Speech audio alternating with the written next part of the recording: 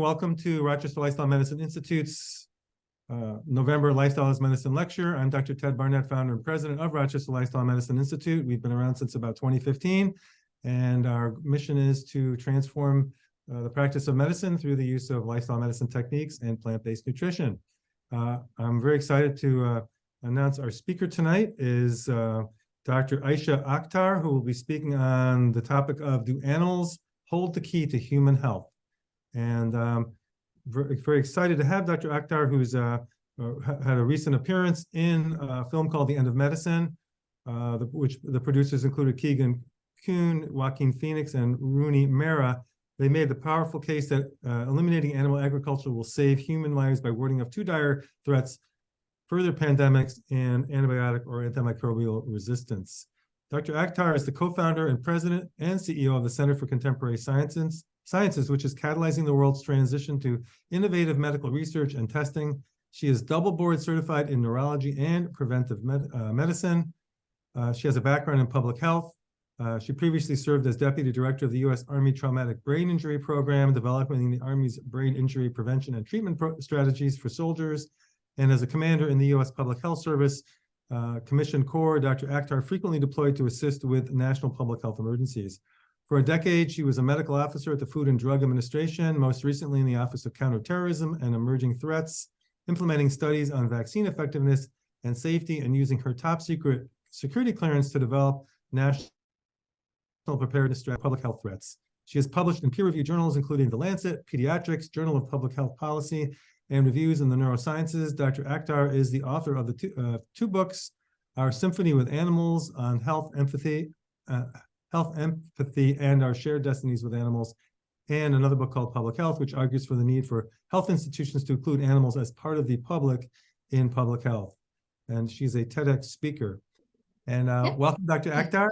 And I'd also like to welcome Dr. Susan Friedman, who is our Director of Clinical Studies at Rochester Lifestyle Medicine Institute. If she could just turn on her video for a moment there. And welcome, Dr. Friedman. Dr. Friedman will be helping with the question and answer session at the end. Hello, Dr. Friedman. Hi. Very good. All right. And thank you, Dr. Friedman. I'm going to go back to Dr. Akhtar. So welcome again, Dr. Akhtar, and we're so excited about having your presentation tonight.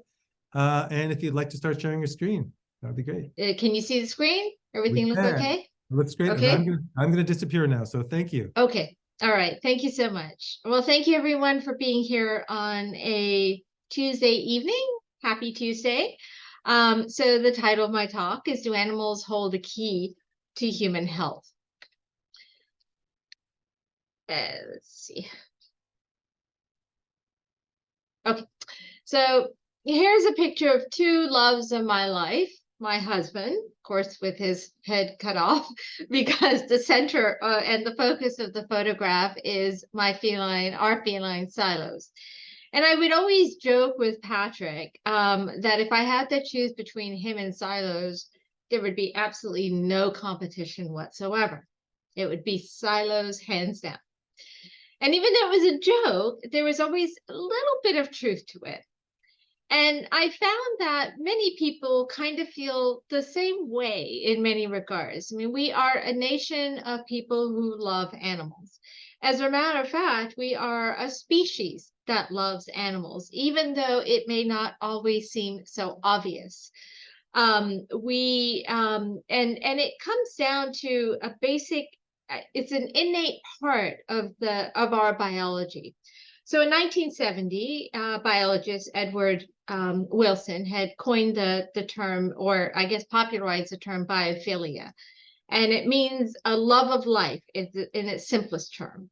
It explains the innate human connection and desire and love and need to connect with other life. And that includes plants and also insects. But I believe that it's in our relationships with animals where that biophilia is so evident. In fact, if we look around, even just in this country, we know that 3/4 of all American households now include animals as part of their family. And that's a trend that's growing worldwide. And when we can't bring animals into our homes, we seek them elsewhere. We join bird watching clubs. We may go on safaris in Kenya. And even though I personally don't like the idea of zoos, the very notion of why they've always been so attractive to us is that we have a desire to seek out other animals and to be with them and to learn about them. In fact, our desire to be with other animals is so strong that our biology isn't just biophilia, it's actually animalphilia. And we see that desire to connect, we see that innate, I would even say, empathy and compassion for animals day to day. Sometimes we see it in people who may never have shown compassion or a desire to connect with animals, but circumstances will bring that out in them. And we see people who will go out of their way, sometimes even risking their lives, to help animals in need. So it doesn't matter how dangerous the situation is. Like in this situation where this man waded a flood to rescue this fawn. It doesn't matter who the animal is. These men are rescuing this pig who was stranded on top of a rooftop after a hurricane. And it doesn't matter how small the animal is. This firefighter is actually giving oxygen to a baby hamster. We have this innate desire to connect with other animals. And it doesn't matter if we're rich or poor, if we live in the White House or if we live in no house. That innate desire to be with other animals is within all of us. And so a few years ago, when I was writing, when I decided to go and start the writing and the research for my book, Our Symphony with Animals, I really wanted to look at how does that desire to be with animals, or that innate need to connect with other animals, affect our well-being as a whole. So I think, since many folks here are doctors, but for those who are not, in the 1940s, the World Health Organization had defined health as more than just the absence of disease, but as a complete state of physical, mental, and social well-being. And we've learned since then that every aspect of our lives can affect our physical, mental, and social well-being. In a sense, each of us is like a connect the dot picture.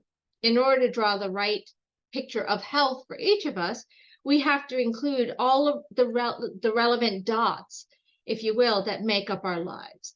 So we now know in medicine that how we eat, how we work, how we play, how we govern ourselves, how we share or don't share our resources, how we house ourselves, in other words, how we live, impacts our health and well-being. But despite knowing that, medicine has largely overlooked a crucial influence that has existed since our very beginning, which is our relationship with animals. So for my book, I really wanted to explore that question. How does our relationship with animals impact our well-being? So to start, we know that just by being with animals, there's been many studies that suggest that just by being with animals can boost our health and well-being. So studies have shown, now albeit these are small studies, but studies have shown or suggested that being with animals can lower our blood pressure, can lower our heart rate, increase our cardiovascular health, lower our stress markers, and improve our physical health in ways that go beyond just like, for example, the physical health that would happen just by walking a dog, for example. And so we've seen that this happens from time to time. And there have also been studies that suggest that animals improve our mental well-being in different ways. So studies have shown that being with animals can boost certain neurochemicals like dopamine and oxytocin, neurochemicals that help us feel good and help us be more social and help us be it increases our compassion and increases our social interaction with others. And the presence of other animals, of course, they have to be, like a mutual beneficial presence with other animals, but the presence of other animals can actually boost those neurotoxins in us and can facilitate our social interactions, not only with other animals, but also with other humans. Certain studies have also shown that being with other animals can lower our risk of dementia, can possibly lower our risk of depression, anxiety, and other illnesses that mental illnesses, especially disorders that occur often with isolation. So there have been numerous benefits that have been shown from being with animals. Now, I will say that these studies, as I mentioned before, are small. They're not a huge amount or huge number of these studies, but they at least suggest that there are some kind of mutual benefit from being with animals. And I say mutual because many of the studies have shown these same sort of effects in the animals. So, for example, when you're petting an animal, of course, you know that your heart rate can lower, but it's also been shown that that happens with animals. Their anxiety decreases, their stress markers decrease.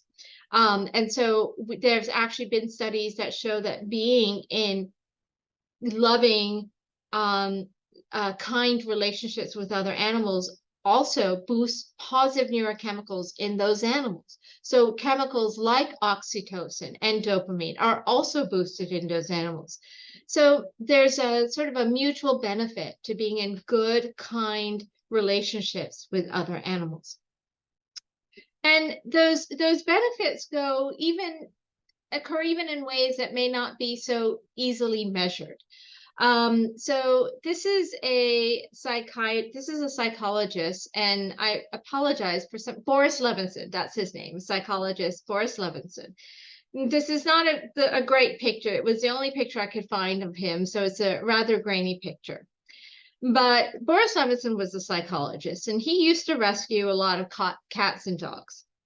Well, there was one time when it was in the 1960s, and he was standing up in front of the American Psychological Association, and he started to present a case. And the case was that of a little boy. And the case was, this was a boy who had suddenly one day just stopped speaking. No one knew why he had stopped speaking.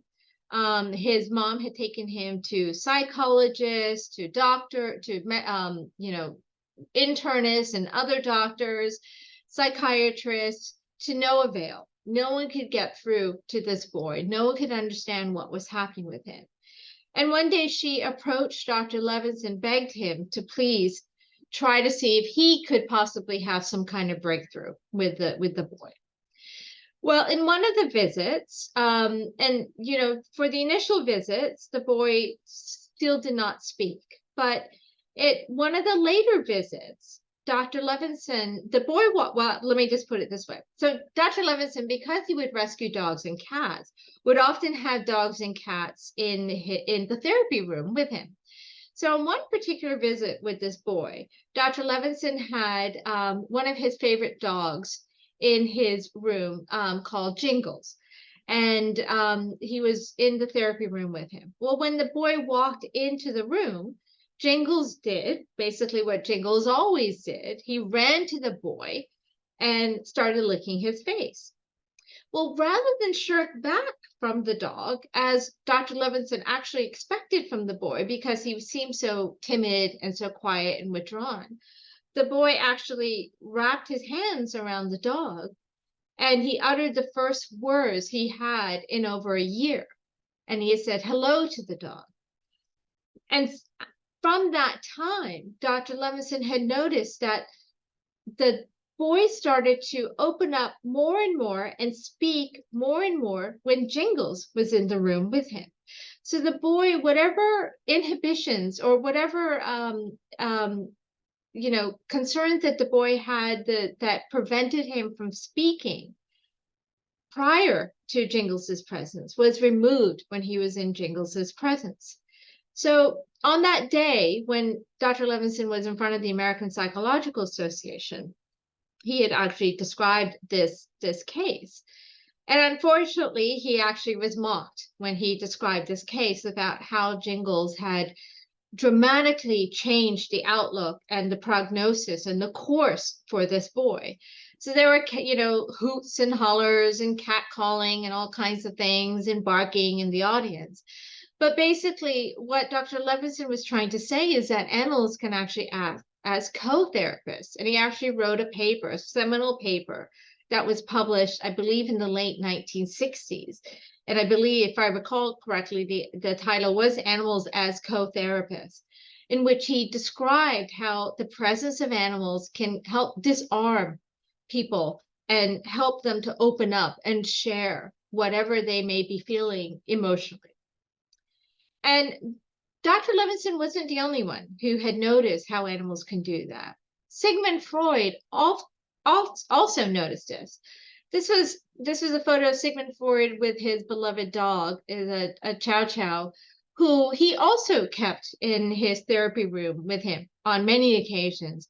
And Dr. Freud had also noticed that many more patients would open up even more and talk more freely and express more of the emotional side of whatever they were experiencing in the presence of this dog. And so we now know today that this is not an uncommon thing. We now know that many people are more likely to be more relaxed, are more likely to freely express themselves in the presence of other animals. We now know that animals can act as social lubricants. People who are walking dogs, for example, outside, are more likely to be approached by other folks because they're going to approach the dog first. They're going to say hi, and start petting the dog and cooing to the dog, and that often starts a conversation with the human being. And there have been many studies that show that this is actually has the presence of other animals has actually brought neighbors more together to speak more frequently with each other because of the shared conversations they may have about an animal companion or not. So in some way, animals seem to be like safe subjects for people to approach one another. They're a safe subject. You may be more hesitant to approach a complete stranger, but if that stranger has a dog or a cat or some other animal with him, you're probably more likely to go and first maybe start talking to the animal, petting the animal, and then start talking to that human individual. And so this has been shown in multiple studies. And this kind of social ease that animals can put people into, in a sense, has actually had even farther reaching effects than even with, bringing neighbors together or having people more likely to speak with strangers. So here's a photo of an institution. It was called the Lima State Hospital for the Criminally Insane.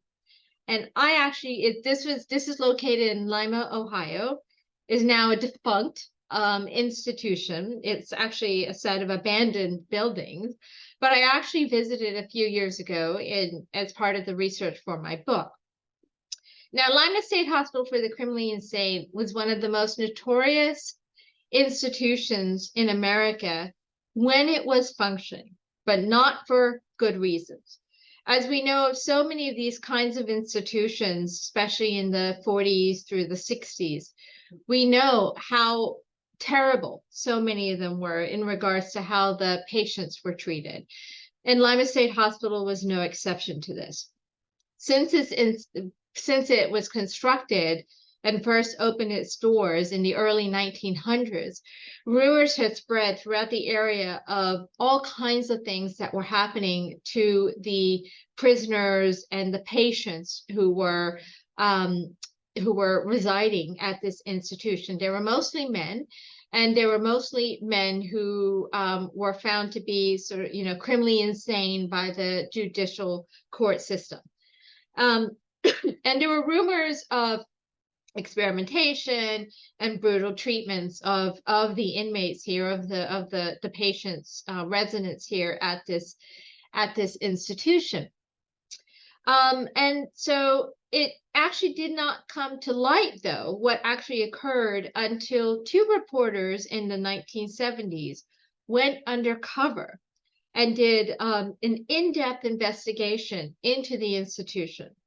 And when they publicized their findings, it was quite actually horrendous. So as you can imagine, there were amazingly brutal beatings, people put into solitary confinement, into cold solitary confinement, completely nude. There were concerns of rape and sexual harassment of the inmates, men, and to some degree the women. There were fewer women there, but there were women inmates as well. And there were a lot of suspicious deaths, a lot of suspicious suicides by hanging, and a lot of evidence of experimentation on the inmates and the residents who resided here. Well, after that report, that publication came to light, that basically led to a litany of reforms at the institution. And of all the reforms that happened at the institution, the one that brought the most, I would say, the most attention was what was started by this man. Now, this is David Lee. He was a social welfare agent at the institution. And David Lee he is actually still alive. He has loved animals all his life, and he has seen how animals have really helped him through troubling times in his life.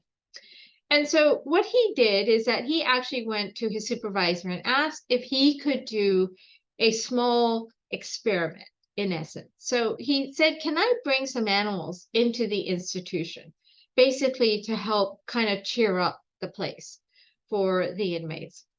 And so what he did was he initially started with bringing some animals, birds and fish, into two different wards in the institution. These were two wards that housed the most violent and the most depressed residents at the institution.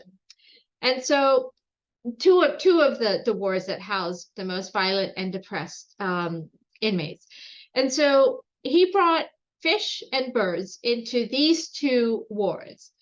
And for the next 60 days, he tracked the patient's progress, and he compared their progress with two control wards. And they were very similar in the makeup of the residents of the experimental ward, in that they were also they housed extremely depressed and housed extremely violent individuals.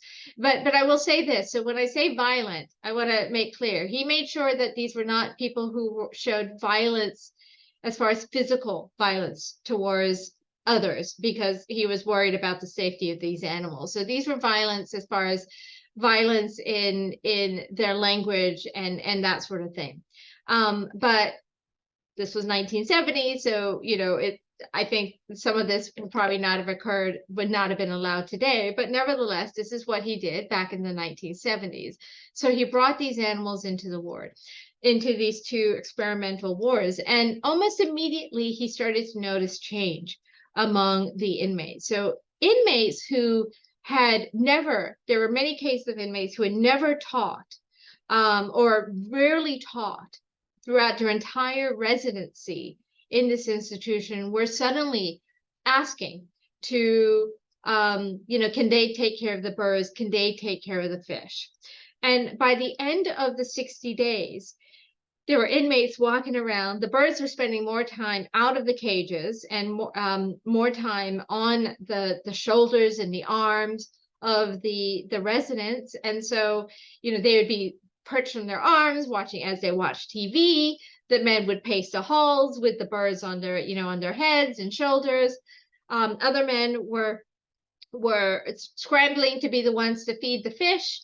And at the end of the 60 days, what he found was that on the residents, on the ward where the two wards where the animals were brought in, had such a different had such an improvement that a measurable improvement in comparison to the two control wards. So there were in these experimental wars, there were far few outbreaks of, I would say, like arguments in comparison to the other two wars. There were the inmates were able to cut their medication by half, and there were there were no suicide attempts actually at all among the inmates in these two experimental wards. In those 60 days, there were actually 8 suicide attempts from the inmates in the control ward. So, excuse me. So this was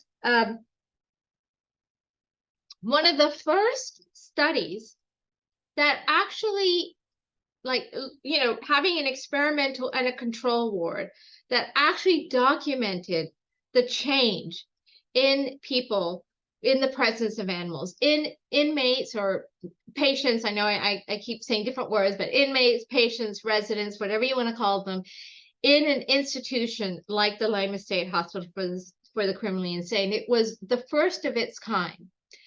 And since that time, this sort of desire to connect inmates or hospital patients, even prisoners, with animals has kind of taken off through many parts of this country. Now, there are many institutions or many prisons actually that have programs in which inmates are working with dogs to help socialize them. These are unhoused dogs, basically. So the inmates work with the dogs to help socialize them, to help increase the dog's chances of being adopted. There is same with cats. I visited one at an Indiana state prison in which inmates inmates were screened, of course, for making sure that they would not harm the animals, but inmates would work with homeless cats to help socialize them, to increase their chances of adoption. And I believe there have even been some TV shows about this kind of type of program. And so this kind of program has really taken off, because what they have found is that, just like with the other examples I brought up before, is that the presence of animals can actually bring out, help socialize folks, help actually provide some education and vocational training for them that helps them when they leave the inmate or the institution.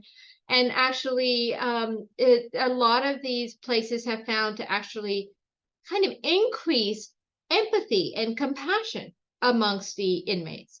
So at the Lima State Hospital for the Criminally Insane, people who were there, some who were there for, very violent prior acts, were talking about how the animals were teaching them about compassion and kindness. And this has been, and if you read the book, there's much more details about this, but what this basically showed was that the presence of animals actually taught people empathy and compassion. And so these are more photos from that institution.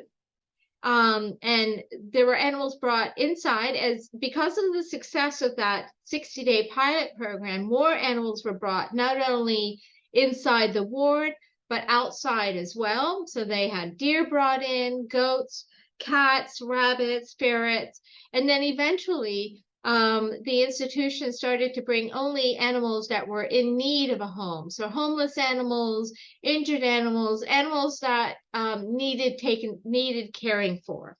And so that actually even further increased the empathy that was shown amongst many of the prisoners. Not everyone, of course, but many of the prisoners. And it led to, and they found that they had a rehabilitation rate among these inmates that increased dramatically after they started bringing animals into the ward. So like this guy, for example, this was one guy who loved this cat so much that when it was time for him to go home, he refused to leave without his beloved cat. And this was something that happened amongst many of the inmates. So many of them actually refused to leave this pretty terrible institution. Even with the reforms, it wasn't a great place to live. But many of them refused to leave unless they can take their beloved companion animals with them. There was one example of a man who would take care of a tank of fish. They were called angelfish. And he would put his hand into the water to feed the fish and to caress them, and they would swim up to his hand, but they wouldn't swim up to anyone else's hands. And he was so attached to these fish that when it was time for him to lead to a less less of a I'd say another facility, but a far more relaxed facility, he refused unless he could take the tank of angelfish with him. And fortunately, like so many of the other inmates who refused to leave without their companion animals, his wish was granted. So empathy, empathy towards animals, not only can have in that connectedness towards animals and a good relationship with other animals, not only has a benefit to us that we can measure physically, that we can detect and can see psychologically, mentally, and socially, but the presence of other animals can actually help increase empathy and kindness. It can teach people to have greater empathy and kindness, even among some of the most hardened of criminals. But just as empathy can be learned, it can also be unlearned. We now know that violence towards animals affects us in ways that we can also start to measure. Just as empathy and kindness towards animals can affect us in positive ways, violence towards animals and cruelty towards animals can also affect us in very negative ways. So this is me. I was wearing a bulletproof vest, and I spent several days driving around with the NYPD. And this was back in like 2016. And it turned out that the NYPD is, and at that time, definitely ahead of its time. And it had the first ever squad of detectives solely dedicated to investigating crimes against animals. And so I got to drive around with them as they investigated these crimes.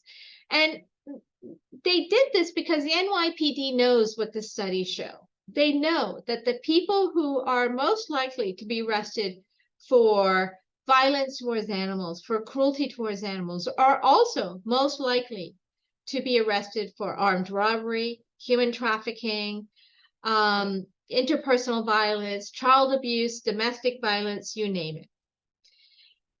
So they actually set up this squad to actually help not only investigate crimes against animals, but to decrease basically the crimes and the violence against other humans and property violence as well, because of that interconnectedness. And if you want to look up where one of the strongest connections is in animal and human relationships, it is here at the level of interpersonal violence. Study after study has shown that the folks who are most likely to inflict violence on other animals are also the most likely to inflict violence on other human beings. And that connection, that link is so strong that in around 2012, I believe it was, the FBI changed the way it tracked violence against animals and animal abuse. So prior to that change, it basically put the FBI listed animal abuse under, I believe it was like category C, which was considered the lowest level of violence, meaning that they really didn't track it very well. They really didn't get much information and report much about violence towards other animals. But that all changed in the 2010s. And they moved animal abuse actually up to category A, meaning they equated violence towards animals in the same category as rape and murder. So FBI knew what the study has shown, that the best way, if you want to combat violence towards other humans, one of the best ways is by also combating violence towards other animals. So these studies have been just tremendously important in changing how many segments of law enforcement treat abuse of animals and track and report violence towards other animals. But the thing is that there's one thing that, you know, as great as that changes is, there's one thing that's missing, and one thing that the FBI is missing, because most violence towards animals actually is not happening at the hands of domestic spouses or child abusers or those who are involved in human trafficking. But most violence towards animals happens at the hands of our government and our industries. And because of I would say this, because of our appetites, with how we spend our tax dollars and our purchases, we have told our governments and these industries to go ahead and hurt animals. We'll just look the other way. And the unfortunate reality is that just like with every other connection with animals, how we treat other animals, even in these industries, by our governmental agencies, also causes harm to humans in ways that may be indirect, but also in ways that can be very direct and very concrete. So let's just talk about infectious diseases. So I know, of course, that there's been a lot of discussion about infectious diseases, especially since the pandemic. And we see bouts of Ebola flaring up again and again in different parts of Africa, especially in Western Africa. And although the bushmeat trade, which is the trade, the killing and the butchering of animals in the African bush, and these include wild pigs and wild bats and wild non-human primates, although that has existed for decades, the trade has basically been ramped up because of our logging industry and because of clearing of land for farmland, for animal agriculture. And by clearing of those lands for both the logging industry and animal agriculture, it has allowed people to have greater access to what was once wilder areas and have greater access to these animals. It also puts these animals and humans at closer habitation than ever before. And all of those different conditions basically are spurring the transmission of the Ebola virus from non-human primates onto human beings. We've also seen that there is a larger wildlife trade that is part, or I would say that encompasses the bushmeat trade. So the bushmeat trade is one part of the wildlife trade, because believe it or not, bushmeat can also be seen as a highly delectable food source that is it's increasingly being popularized by the more urban environments in Africa, by the wealthier populations, because it's being seen as more exotic.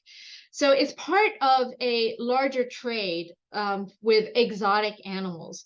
And so, you know, we have a wildlife trade that basically includes hundreds of millions of animals every year.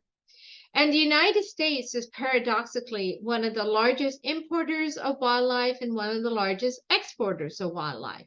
China, Southeast Asia are also heavy traders of animals from the wild. And so these animals are used for everything, for exotic food, medicines, for their fur, for their skins, for their leather, for you name it, right? For trophies. And these animals suffer tremendously through every part of the wildlife trade. Here's a picture of some animals. And in the wildlife trade, animals are typically crowded, piled into cages. Animals at the bottom of the cages will often suffocate and be crushed to death by animals at the top. These animals are brought together with other animals at different points in the wildlife trade, animals with which they may not have normally had interactions. These animals are highly stressed, they're distressed, they're very highly prone to catching infectious diseases and passing it on to others.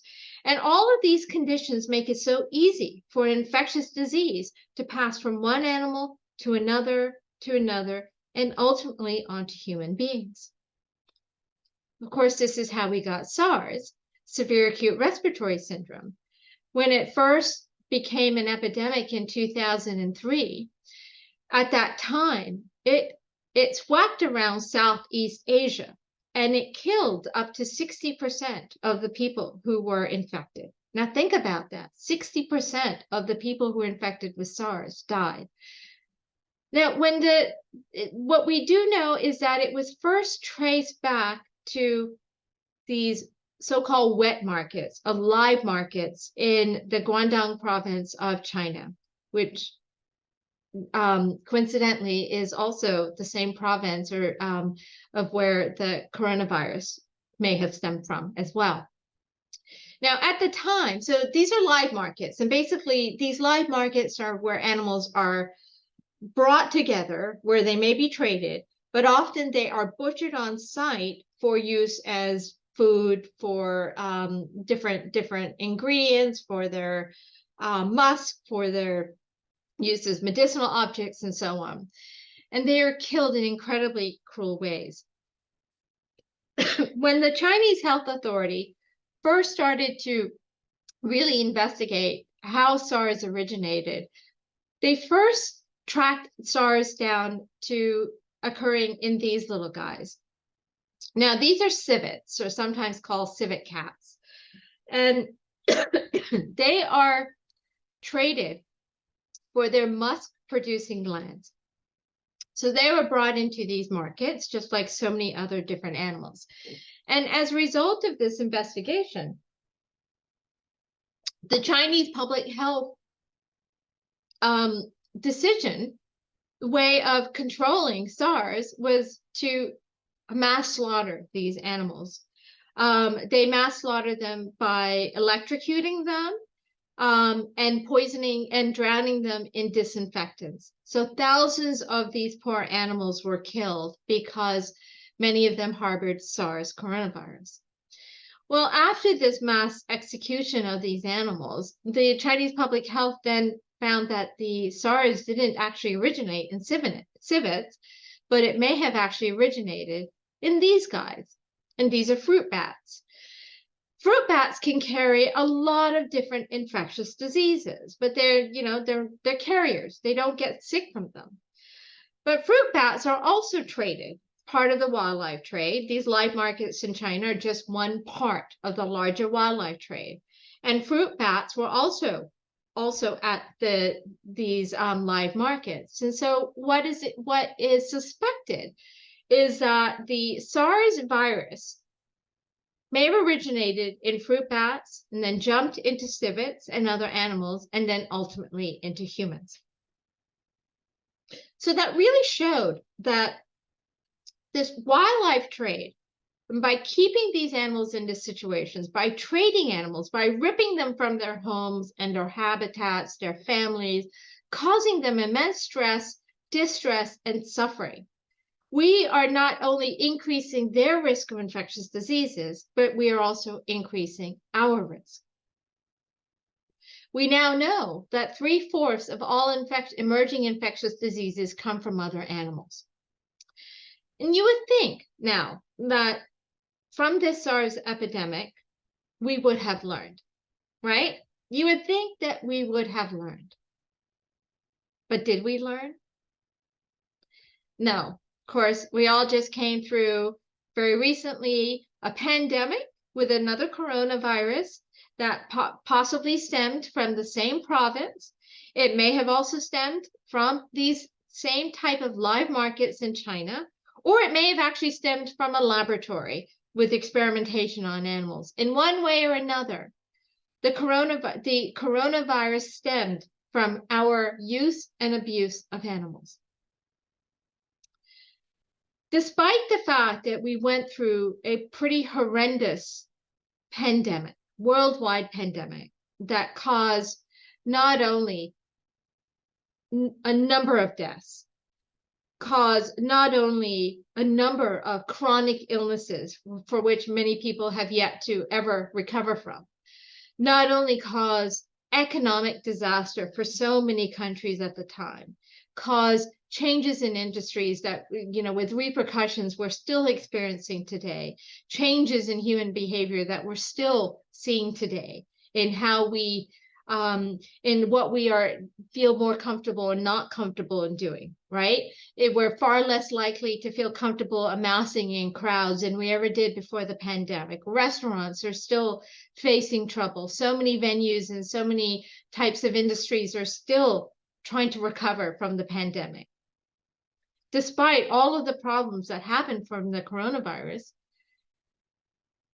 the fact is that the next pandemic is going to happen. We haven't still learned our lesson. We still haven't learned the lesson that how we treat other animals will impact us and will continue to increase our risk for emerging infectious diseases. And unfortunately, the most likely source of the next pandemic may not be the wildlife trade, may not be coming from China, may not be coming from any other nation, but it may come from our own backyards, from factory farms. I visited some factory farms in 2015 and 2016. And I can tell you, the pictures you see here, not only are they accurate, but they don't even go far enough. They don't fully, you can't really understand what hell these places are like until you've been in one. The first time when I first walked into one of these chicken factory farms, I was actually on my knees gagging because the stench was so horrible. It was so horrible, I thought I was going to vomit. The stench of ammonia, the stench of feces, the stench of sick, distressed animals was absolutely overwhelming. And by causing animals to suffer, just like with every other case, we cause ourselves to suffer. Because we have seen a rapid mutation of one of the deadliest viruses that we still have yet to face, which is the influenza virus. And I'm not talking about the virus that causes the common, flu that we get the vaccines for every year. I'm talking about an influenza A virus, the kind that can cause pandemics, the kind that caused even a worse pandemic back in 1918 and 1919 than what we experienced recently. And influenza virus can be so bad because it can be not only very deadly, but also very, very contagious. And since 1970s, when factory farms really started to take place, studies have shown an escalation of the mutation of the influenza virus in these farms. And we now know that just like with the wildlife trade, it's how we treat these animals that is causing this escalation of the mutation of this virus. So by crowding animals into these situations, we, of course, we're causing such significant distress and such significant stress that their immune systems are down. Studies have shown this. And the fact that their immune systems are down makes it harder for them to fight off new infectious diseases. You combine that with the close cramping that they experience, the incredible cramped quarters and crowding that they experience in these factory farms. It makes it so easy for a virus to spread from animal to animal like wildfire. And each time the virus spreads into another animal, it has a chance to mutate into a deadlier or more contagious form. What's worse is that many chicken farms are located near pig factory farms Or there is say contact between personnel or contact between these animals in the trading routes or in the slaughterhouses. And pigs are actually what the CDC calls virus mixing vessels. They can carry influenza viruses from other humans, from chickens, and from pigs. And so you can take a virus that has traits from a human and a chicken. Pigs can carry them. And then these viruses can mutate even further and emerge into a virus or into a strain that we have never come across before. And so that makes it very likely for us to experience another pandemic from this virus, from the influenza A virus. And you see, like these influenza A viruses and these factory farms are like, they're like nightclubs for new viruses. Every time a new virus emerges into a factory farm, it has a chance to mutate into a newer form. It has a chance to mingle and swap genetic material with another virus. And so we get the mutation of the influenza virus in a way that we've never seen before since the time we started tracking influenza viruses. And so we have seen many times of different influenza viruses, bird flus, swine flus that have come out of these factory farms. We've seen bird flus sweep across chicken farms and turkey farms and duck farms here in America and across the globe. That leads to mass execution, mass killing of these animals by incredibly horrible ways. We've seen swine flu emerge. I don't know if you guys remember the 2009 swine flu. I was at the FDA when that emerged. And although thankfully it ended up not being as deadly as we were concerned, as we expected it to be, we were at the time incredibly concerned. The World Health Organization, the CDC, the FDA, all of our governmental agencies were incredibly concerned about this new swine flu that had emerged. Well, the first case emerged. The first human case of that swine flu emerged was recorded in a boy in a town in Mexico that housed many of pig factory farms that were run by Smithfield Farms. We also found there were further investigation that traced the origin of that strain of swine, of the influenza virus, the swine flu, to some pig farms, factory farms in North Carolina. So if you look back, even in 1997, there was H5N1, which is one of the most deadliest of bird flus ever to emerge and actually lead to an epidemic. It led to an epidemic in Southeast Asia. Now that bird flu had a fatality rate of 60%, meaning it kills 60% of the people who were found to have contracted the virus. Now you compare that to coronavirus, to the COVID-19 that had a fatality rate of between 2 to 4%. Now, as bad as the coronavirus was, you can just imagine how much worse it could be. But because of factory farms, the influenza mutation is just rapidly increasing and increasing, and it is just a matter of time before a new virus emerges that will not only be incredibly deadly, but also highly contagious. Then, here's a full story now. I'm going through the whole gamut here. Then, to combat things like these infectious diseases, to combat COVID-19, what do? We go and take animals, put them in the laboratories, and we do experimentation on them. Rather than working on trying to prevent these diseases from emerging, we instead look to solutions that involve further harming of other animals. Now, I know most people here think about animal experimentation and they think that, oh, well, there are lots of regulations that cover these animals and protect their animals. Well, that's not actually really the case. So this is I just wanted to give you a breakdown of the animals that are typically used in experimentation throughout the country.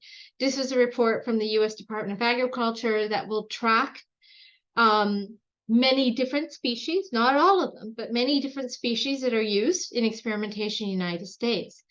And in 2018, and unfortunately, that was the most recent statistic I could find, was from 2018. For some reason, they seem to not be reporting in the way that they used to. But in 2018, here's a breakdown of the number and type of species that were used in United States laboratories that were covered under the Animal Welfare Act. And I'll go to that in just a moment.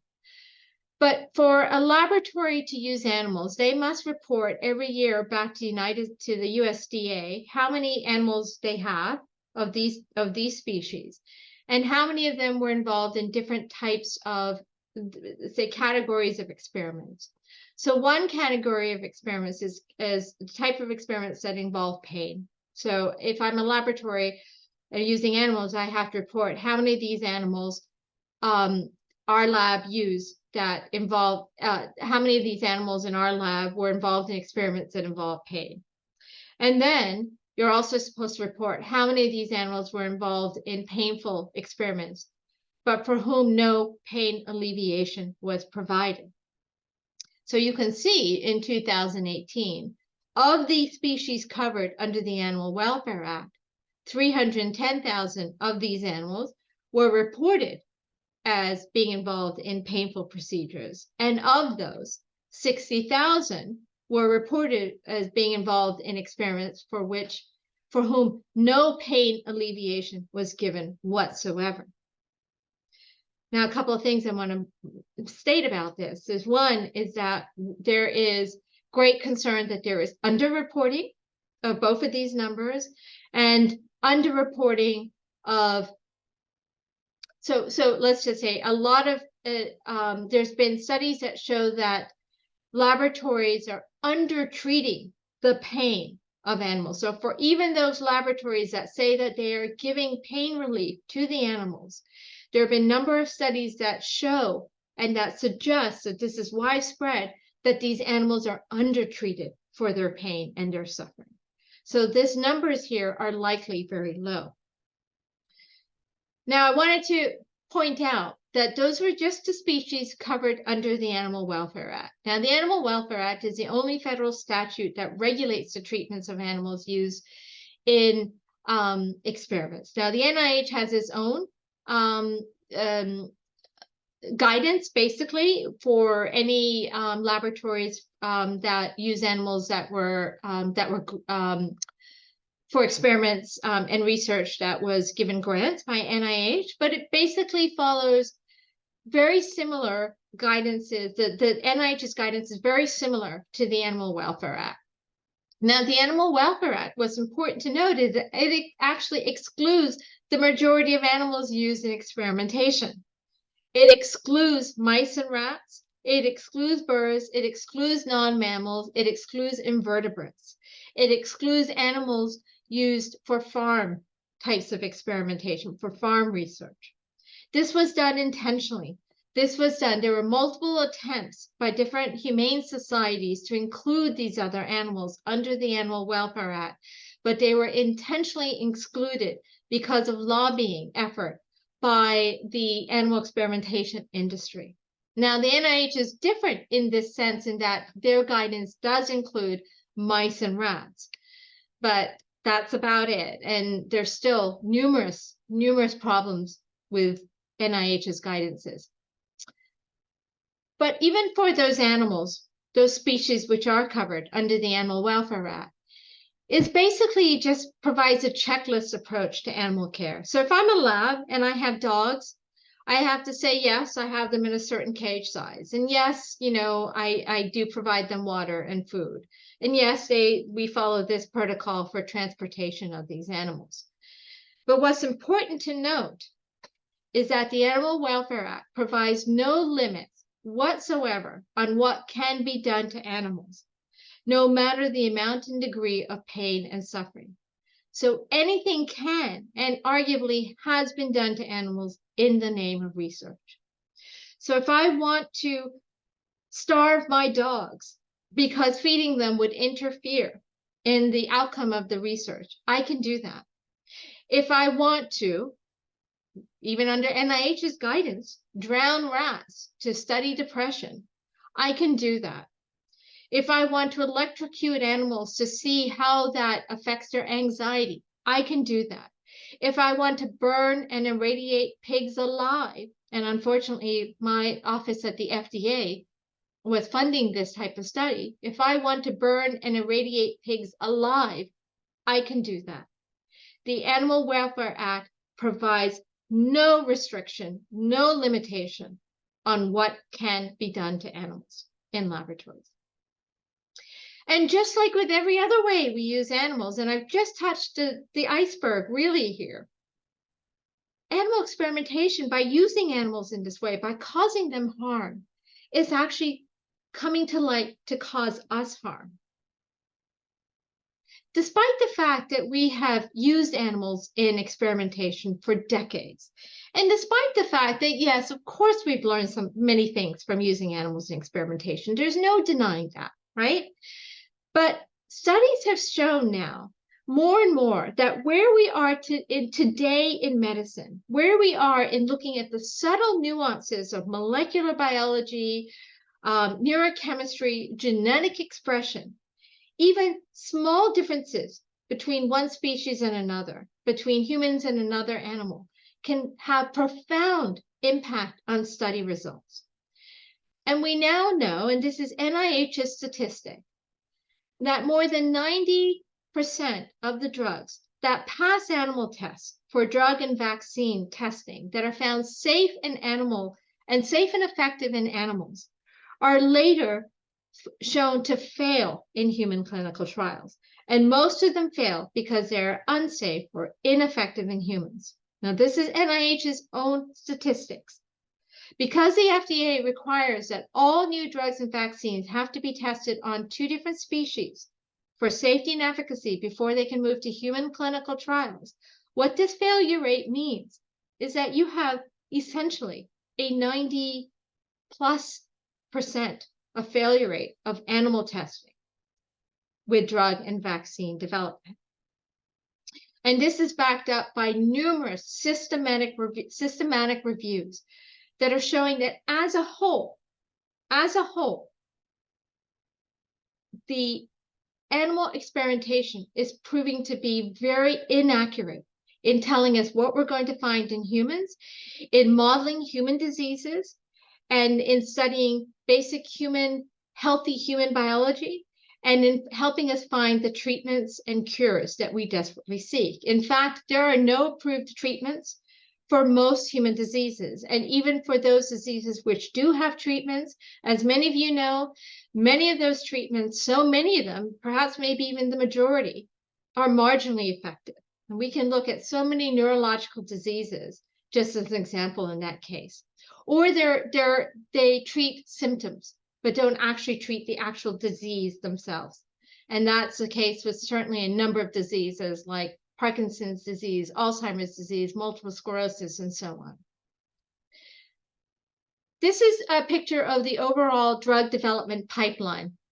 So it usually takes between 10 to 15 years for a drug to go from the discovery phase onto market, assuming it actually is approved by the Food and Drug Administration. So in general, maybe about 10,000 compounds would be screened at the drug discovery phase for their potential use as a therapeutic for a certain disease marker, for example. Of those, maybe about 250 would move on to the preclinical phase. And for the non-doctors here and non-scientists here, preclinical here means before human. So clinical trials mean human trials. Preclinical means before human here. So this includes animal experiments. It also includes cell cultures, in vitro tests, and computer modeling. But I will tell you this, being at the Food and Drug Administration for 10 years, it is the animal testing that which largely is the basis for the decision whether or not to move on to human clinical trials. So it's the results from the animal testing that predominantly form the basis of whether or not to move a drug or vaccine to be tried in humans. Now, we now know that out of those 10 compounds that are tried in human clinical trials, maybe about one of them will actually get approved. And then that doesn't even talk about how many of them get pulled from the market or get black box labeling once they've been out in the market. What I want to point out is this between the preclinical and the clinical trial phase. We know how poorly predictive animal testing is as far as predicting the safety and efficacy of drugs and vaccines. At the preclinical stage, let's say on average about 250 compounds are screened, and maybe about 10 of those move on to human clinical trials. What I want to ask is, what happened to the 240 that did not move into human clinical trials? How many of them may have actually been very effective? How many of them may have actually been safe in humans, may have actually been cures in humans, but were never given the chance because results in animals that were not applicable to humans? We don't know the answer to that because, of course, this is a proprietary data on the part of pharmaceutical companies, but there are enough examples of near misses to suggest that this is not an uncommon occasion. I'll give you an example. Cyclosporine was delayed. Cyclosporine, which is widely used to treat a host of autoimmune disorders and prevent organ transplant rejection, but it was so delayed because its immunosuppressive effects differed so markedly among the species that it was tested on.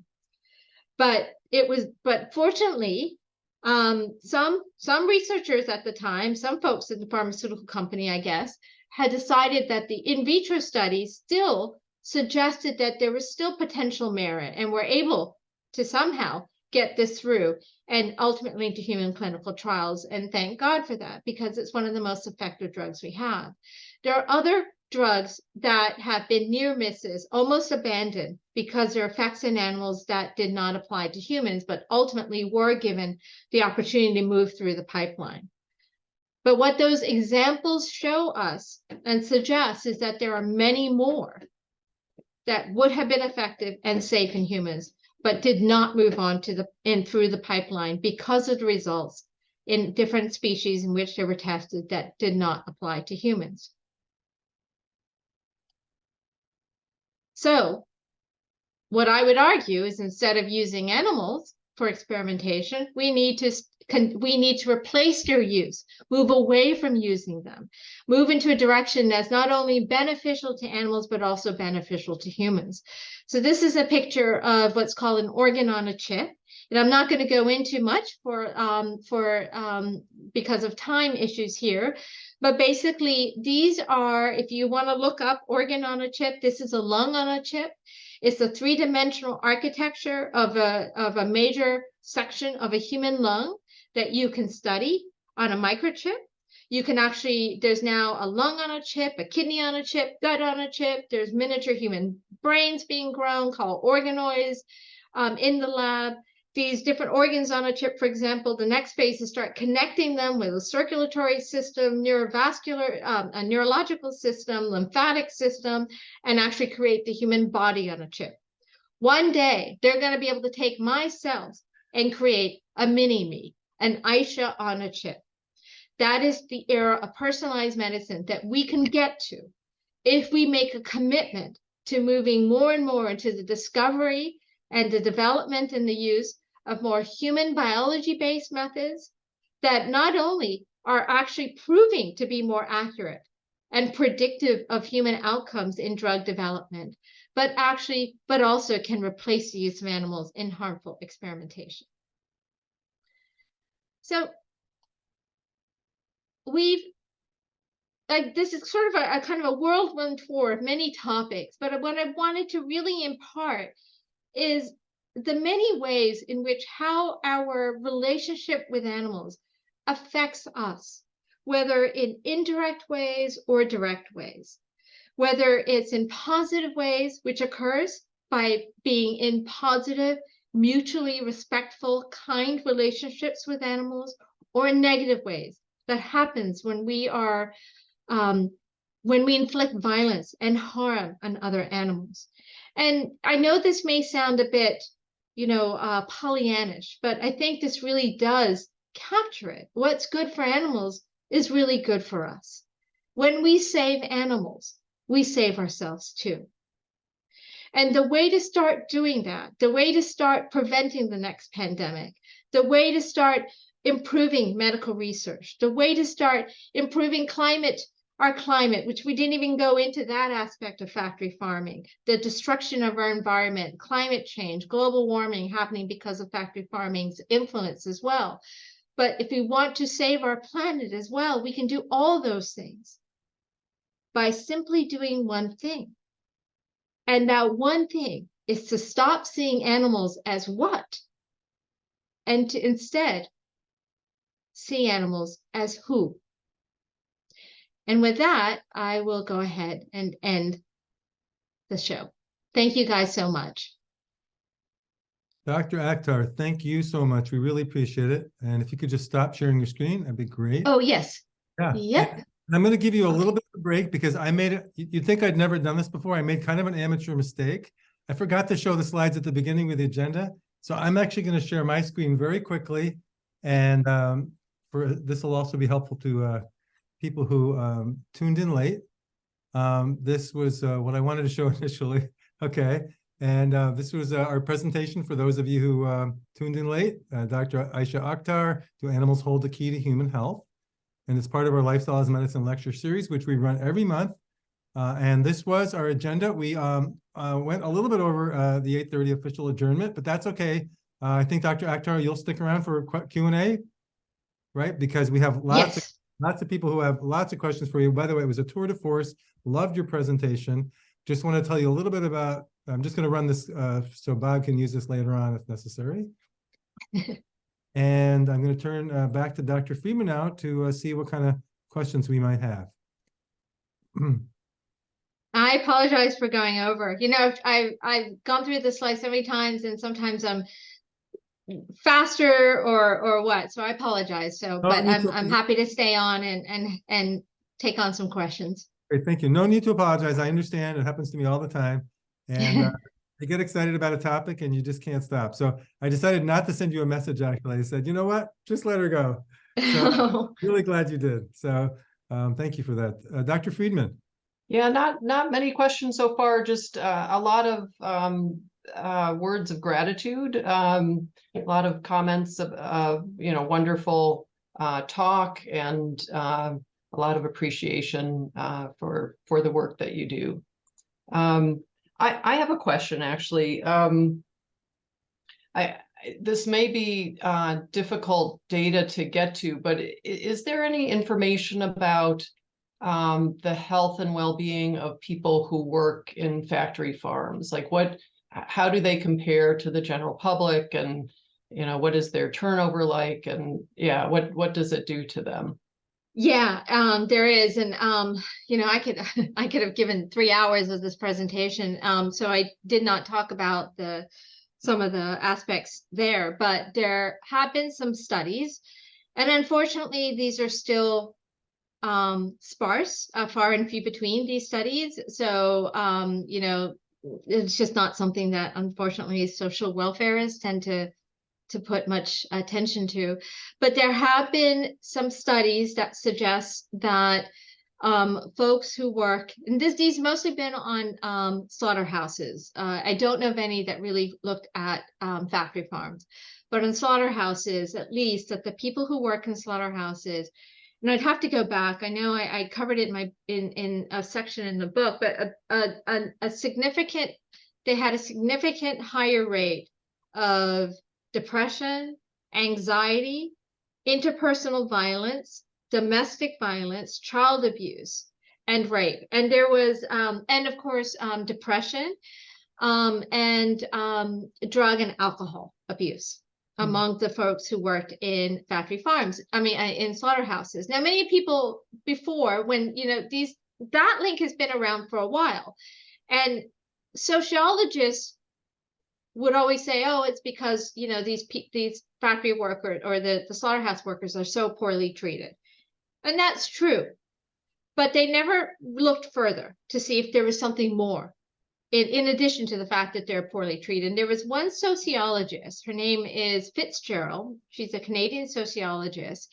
And forgive me I'm probably going to get the data wrong, but she did a study, and I don't remember how many slaughterhouses in how many cities, but basically she did a study in which she looked at the towns where there were slaughterhouses, and she looked at the towns where there were industries that were not slaughterhouses, but were similar in the makeup of the workers, meaning the ethnicity, the socioeconomic status of the workers, and similar in regards to how the workers were treated and the dangerous nature of the work. So they were looking at things like different types of steel, steel industries and so on. And she wanted to find out, is this really, is this effect really because of the industry as far as how the employees are treated, or is there something more? And what she found was that the slaughterhouse workers, in comparison, the towns where the slaughterhouses were, in comparison to the towns where the other industries were, still had a much higher rate of all of those things that I mentioned earlier: depression, anxiety, violence, interpersonal violence, especially had a higher rate of violence towards children and violence towards women. And what she suggested is that it wasn't the treatment of the workers, but it was the fact that it may actually be due to the fact that they are every single day are killing hundreds of animals every day, sometimes well, not sometimes, oftentimes brutally killing them every day. And she suggested that was actually a significant contributor to the risk of interpersonal violence with other humans. There were other smaller studies. There were other studies that looked at the effects on sort of like case reports that looked at the effects of slaughterhouse workers. Many of them, for example, there were some case reports of slaughterhouse workers talking about feeling PTSD, and it was from the results of their violence towards the animals, of the harm that they inflicted on the animals. Many of them felt some experiencing nightmares, anxiety, depression, because of the violence that they had inflicted on animals. But unfortunately, these were case reports, and that one study I mentioned by Fitzgerald, although it was a large study, to my knowledge, it was one of the few of its kind. I've got a question I'd like to ask on behalf of an audience member here. The audience member comments that there are several movies for years discussing the misuse of the animals, especially in factory farming, and it does seem to have slowed down the amount of animals in the factory farming industry. I'm not sure if that's true or not, but maybe you could comment on that. And then how would you recommend further changes take place? Yeah, so unfortunately, I don't think it has slowed down, and it's because globally it's increasing, and unfortunately that's because Asian countries have really started to, well, they're probably higher now than American as far as factory farms are concerned, and so factory farm has increased. I would say this is why I'm going to be honest, although I've been a vegan most of my life now, I have no desire to eat meat, eat other animals, but I'm very much a proponent of cellular agriculture. And it doesn't mean it's necessarily going to be healthier, although there would be fewer infectious disease risks. You won't have to feed antibiotics to lab-grown meat. So in that, and you don't have to give it, vaccines and, drugs and so on. So in that sense, it would be healthier in that regard. I don't know about cholesterol and fat, although maybe one day they'll be able to work on that. But so I think, to be honest, that is what's going to it's going to replace the use of animals in factory farms. As much as people have tried to convince people to lower their intake of eating animals, to decrease the rates of factory farms, it doesn't seem to have had that impact that we want globally. The other thing that I would suggest, and this is something I would really call for, especially all you public health folks, medical folks, scientists here, is that there are policies that we are trying to get a policy in California, for example, that would put a moratorium on factory farms in California. And there are other types of policies that are, people are trying to incorporate into the states. And I would highly recommend, please, if you can, we need medical and public health folks to support these policies. There may be baby steps. I mean, right now, it might really be just putting a stop on any new factory farms, and it's not going to restrict the existing ones, but that's how it starts. And we need you to help and be behind us in these kinds of policies.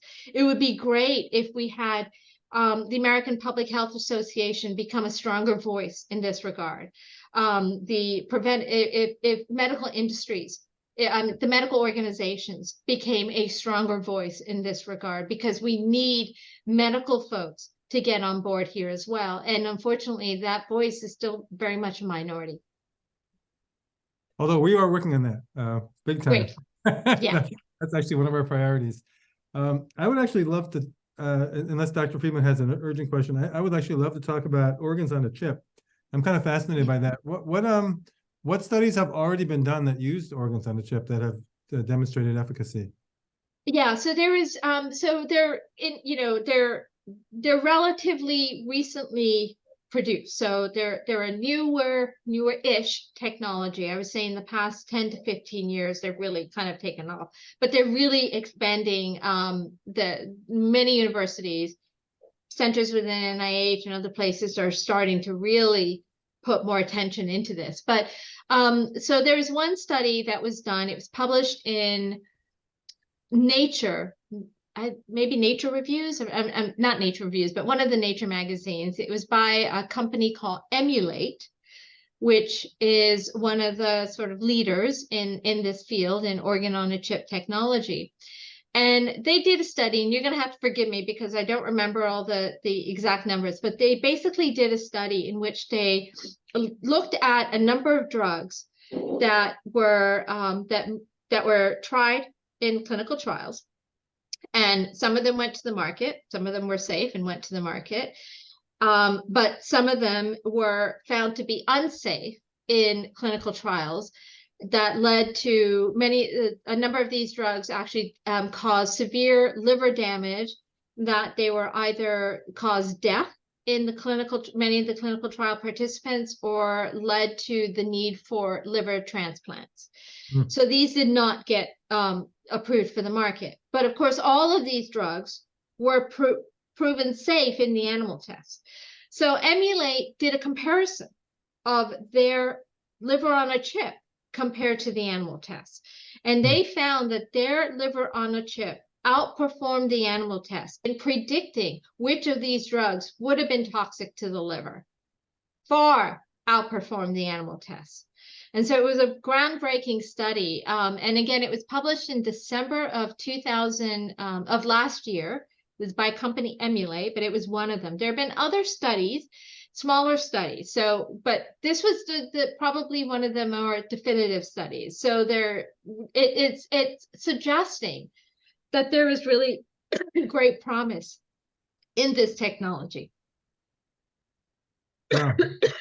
Sounds very exciting. I also love the idea of looking back at drugs that were approved, but subsequently turned out to be dangerous, to see how they interact with organ on a chip. That's great. Yes. Well, looks like we have time for one more question. Dr. Friedman, is there anything popping up there? Well, I see a lot of comments, but not too many questions. I have a question about sort of the rise of use of adopting of companion animals. We're seeing a lot more of that. Can you talk about kind of why you think that's happening, and what your thoughts are about that? It's a strange thing. So, you know, what I always tell people is don't go and adopt an animal as a prescription for your, you know, if for depression or something. That's, you know, you don't adopt an animal, bring an animal into your home for that reason. You adopt an animal because you want to give and commit to that animal and give that animal a good, lifelong, loving home. But one of the good, nice potential side effects of that is that you could get maybe a lowering of loneliness and all those other effects. A couple of things. One is that we have seen that the human birth rate is lowering in the United States. And I think more and more people are opting not to have children, human children. So, and more people have started to instead just have companion animals. They don't want to have human children. So that kind of has left them, well, we want to have someone to care for. So we'll bring in some companion animals and dogs. The other thing is, I think that, I don't know if you remember it, you know, dogs, breeding of dogs and cats, you know, most people would buy dogs and cats. You go to pet stores and that's how you got your dogs and cats and breeders. And that still exists. But there was a great campaign 15 years ago, I guess, really effective campaign that really was about, you know, save a life, adopt, right? Don't buy, adopt. And I think that that was a campaign that kind of happened throughout the country. And it really, then you started seeing more and more celebrities talking about how they rescued this dog. This is a rescue, right? That's the thing now. Not I bought this dog, not this was a $5,000 purebred dog, but this is a rescue. That's the new, you know, badge of honor, right? Or the badge of whatever you want to call it. But so that, then you started seeing a lot of celebrities and a lot of people talking about they have a rescue and rescue animal, rescue dog. And maybe that also played a role in the number of households, you know, learning more and more about dogs and cats and how they could be loving animal, you know, loving companions and bringing them into their homes. I know that during the pandemic, there was a big boom in adoption of animals during the pandemic. Unfortunately, after the pandemic, there was a big turnover of animals back to shelters as well. A lot of people, you know, for different reasons, some for economic reasons, some because they were no longer cute little puppies and kittens. They were now full-grown dogs and cats. To me, they're still adorable, but you know, some people, you know, just wasn't the same thing, or circumstances change, and so there was a lot of animals being, and still today, being dumped back at shelters. But to be honest, I those are the only things I can think of that may have led to the increase in companion animal adoption. Right. Thank you. Well, all I can say is in my next life, I want to come back as your cat. I don't know if you've seen, well, the background is blurred, but you can, I saw something moving there in the background. I figured you it was- saw something moving. Let me unblur it. Yeah, I don't know if you can see tumbles, but yeah, everyone says that about our critters. Yeah, very nice. Well, listen, Dr. Akhtar, Dr. Friedman, thank you so much. A great presentation, Dr. Akhtar. And we really appreciate it, and our audience appreciates it, and we hope to see you again soon. Thank you all so very much. Have a good night, everyone. Thanks, you as well. Bye-bye.